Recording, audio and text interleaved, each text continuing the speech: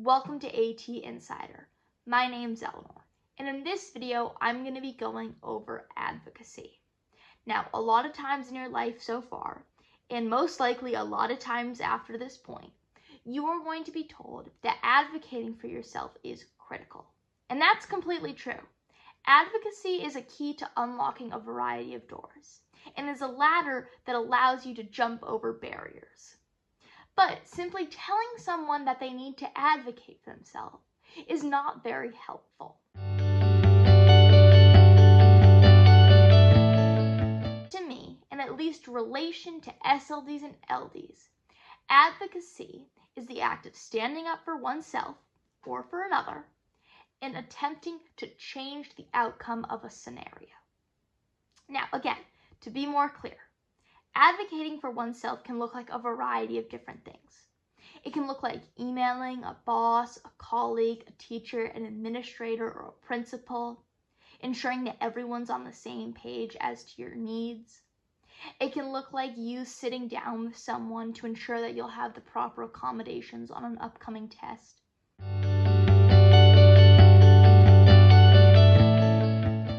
How can you advocate for yourself? Well, I think there are a bunch of different steps that you can take. I think the first step, and I think the most important step, is sitting down with someone. Now, I like to do this at the very beginning of my journey with a new person, right? Whoever that may be. I think sitting face to face and having a human discussion about what you need and about what you need from that person is crucial. Now, can that be done via email? Of course. But I think there's something very special, and I think there is something very moving about having someone, especially a teen or a child, come to you and explain what they need. Because personally, I've actually seen in my experience, and I've seen in the experiences of quite a few others, that telling someone not only what you need by why you need it makes them moved and makes them more likely to help you. So I think that's the first step.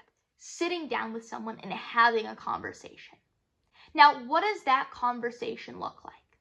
Again, I don't know your scenario, so that conversation can look like a wide range of things.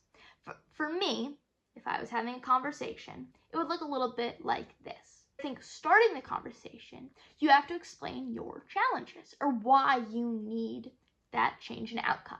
So for me, it would be going to a teacher and saying, hey, I'm starting in your class and I have dyslexia.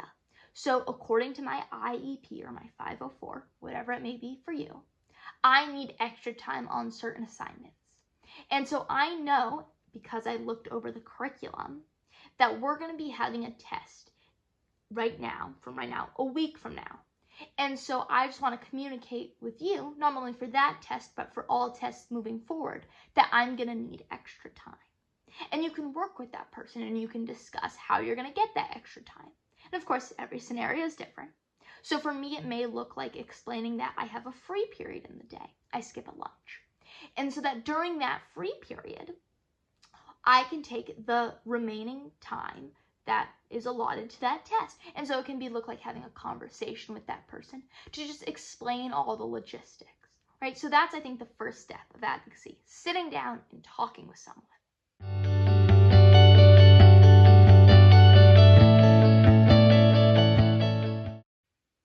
I think another thing that you can do if you don't want to sit down with every teacher is send out a well-crafted mass email.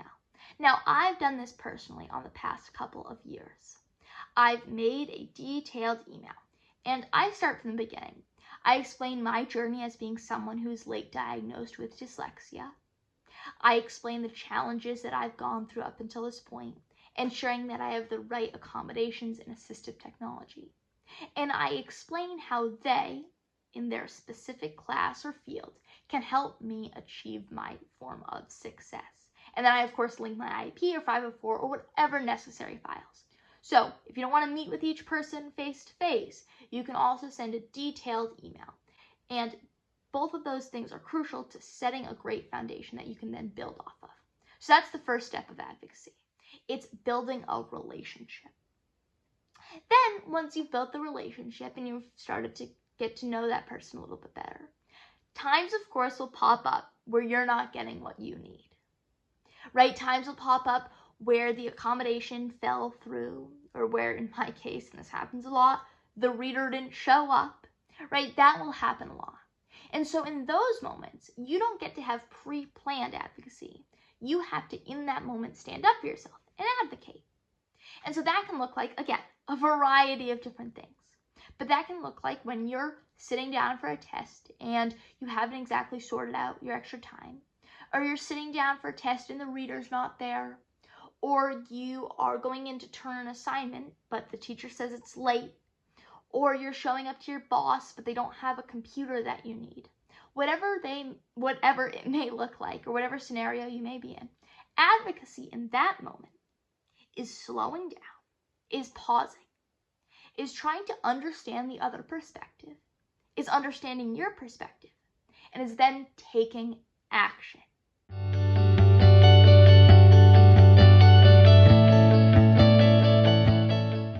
Advocacy doesn't happen easily.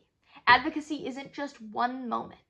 Advocacy is a long string of challenges, and your ability to properly advocate for yourself is built, like any other muscle, through practice. All right, I hope you enjoyed the video.